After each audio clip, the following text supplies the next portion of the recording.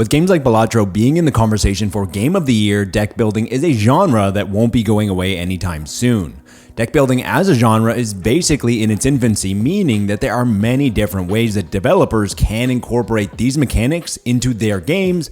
It's also a genre that can range from mobile-first titles like Marvel Snap and Hearthstone to indie titles like Inscryption and Slay the Spire, but it even goes as far as AAA studios that have tried to infuse deck building mechanics like Marvel's Midnight Suns. We have just begun to see how this can be incorporated into multiple genres, and there are plenty of games on this list that are doing things we haven't seen before. Games like Balatro and Inscryption were each developed by one person, and Slay the Spire was created by two. These are examples of massive successes that prove that anyone can make a smash hit. It only takes one person and one great idea, and with a relatively low cost and high potential, we should expect to see a lot more deck builders in the future. So here are 10 indie deck builders that we are keeping an eye on in 2025. Rather than reveal this as the last game on the list where it would be expected, instead let's just get Slay the Spire 2 out of the way, because without a doubt it should be near the top or at the top of everyone's list. Slay the Spire is widely considered to be one of, if not the best deck building game ever. Megacrit is back with what appears to be a lot more of the same, which is a very good thing when the base formula is as excellent and addictive as it was. There will be plenty of new to make the sequel feel fresh. There will be new heroes that will accompany returning ones, along with new cards, new relics, and new potions. This will make the climb of each spire feel unique as you encounter new enemies, new events, and new treasures. There's not a whole lot left to say. If you enjoyed Slay the Spire, getting a lot more of it should be a great time. There's also a mention of new ways to play, but that has yet to be revealed. Megacrit have also said that lore will be more on the forefront rather than in the background this time around. Megacrit will also once again be embracing the early access model in 2025. Trying to add a fresh perspective to the geometric puzzle genre is a rare occurrence, and this is exactly what Sleepy Mill, a small indie studio founded in 2023 by former Ubisoft Paris lead gameplay designer, have done. Their debut title takes the familiar Tetris gameplay and combines it with deck building, roguelite, and medieval tactics. Instead of trying to clear lines of different shapes and colors, you are trying to build your medieval kingdom, featuring tiles with lakes, rivers, glades, villages, guilds, and more. Each time you play will feel very different due to the procedural nature of the game and its combination of 3 different factions to play as. Line up tiles right and you should be able to successfully defend your kingdom from enemy troops. At the very least, Drop Duchy looks extremely unique with its blending of genres and its minimalist art style. Shuman Gloom is a first-person roguelike dungeon crawling game that features deck building as you use cards to explore, pillage, and attack. Shuman Gloom was created at a game jam in 2021, and the prototype is currently available on itch.io right now. The small team is hoping that they can get enough interest and funding to make Shuman Gloom into a full experience. It's tough to find information, but the team have said that they are currently working on a Steam page, which does mean that the early access version should be the next step on the list. As a huge fan of deck builders, roguelikes, and dungeon crawlers, Shuman Gloom is a game that we will be keeping a very close eye on. What makes Shuman Gloom so captivating is its combination of art style that feels reminiscent of Inscryption and its unique first-person perspective. The only downside is that there's a very good chance that it won't release into early access in 2025.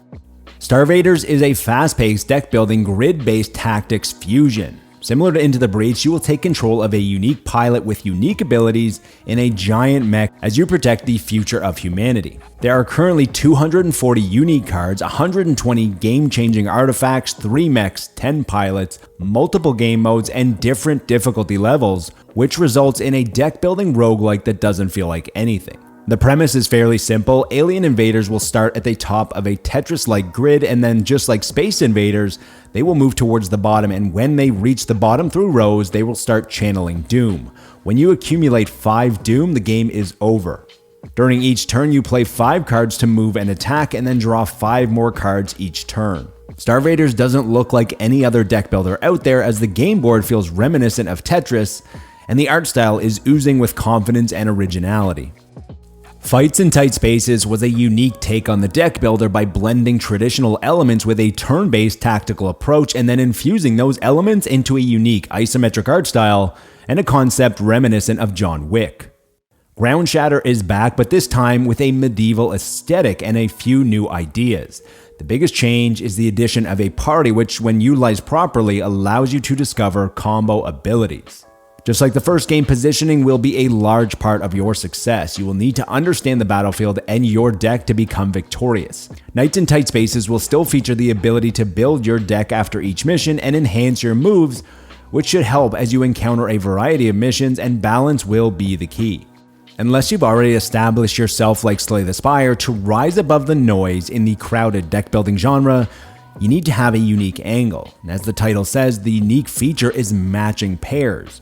If you match a pair of cards, you do damage or the action on the card. If you miss, the enemy moves closer.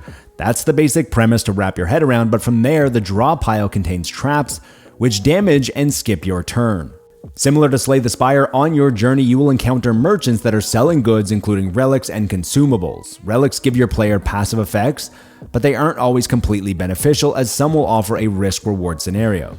Pairs and Perils is attempting something unique. There is currently a demo out now, and this game is supposed to be releasing in January. What if instead of trying to climb a spire or get to the end of a dungeon or defeat a boss, you were that boss?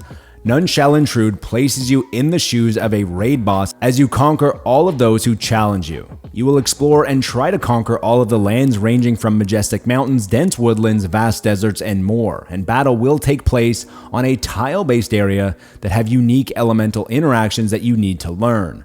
Along the way, you will level up, unlock cards, discover relics, accumulate talent points, and invest in your talent tree. Like any decent raid boss, you will have 3 phases, and during your journey, you'll be able to attain 24 unique powers and combine up to 4 different ones to create the raid boss of your dreams. Sleight of Hand is a third-person stealth action deck builder, and out of all the elements, the deck building seems like the least, but even though it doesn't fit the traditional mold, Sleight of Hand is still indie and still uses decks. The description of the game says, over time, grow more powerful, find new strategies, and discover unexpected interactions. Although Sleight of Hand doesn't mention deck building, it's safe to assume that growing more powerful and finding new strategies will involve either finding new cards, upgrading your existing ones, or both. Sleight of Hand is inspired by noir and tactical espionage action about a witch who must infiltrate her old coven using a cursed deck of cards in a world that is separated by those with magical powers and those without. In the words of the game director, it's as if you took Metal Gear Solid and replaced all of the guns with cards. Sleight of Hand combines level design and tension of the stealth genre with the strategy and mechanics of card games. The studio have said that Sleight of Hand is a love letter to their favorite games, Metal Gear Solid, Dishonored, and Max Payne 2.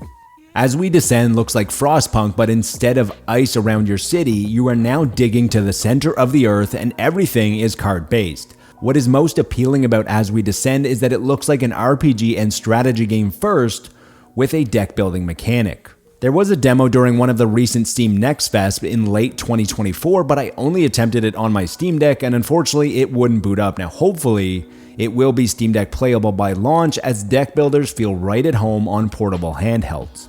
If there is one game on this list that seems like it might surprise people similar to Balatro in 2024 or has a chance to be the next Balatro, it's Seal of Solatum.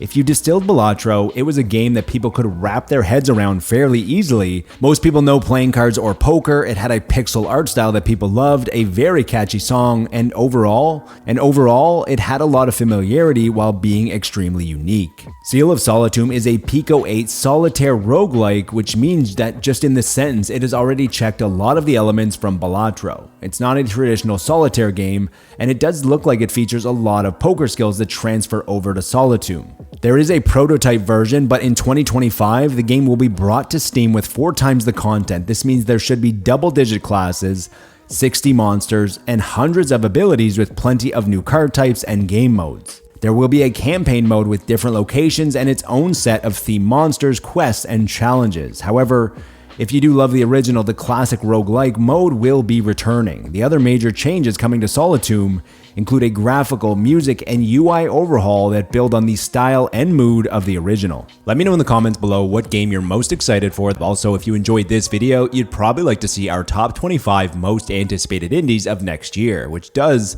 have a few crossovers on this list. That's all for this video, but until next time, be good to your fellow gamer, but be better to your fellow human.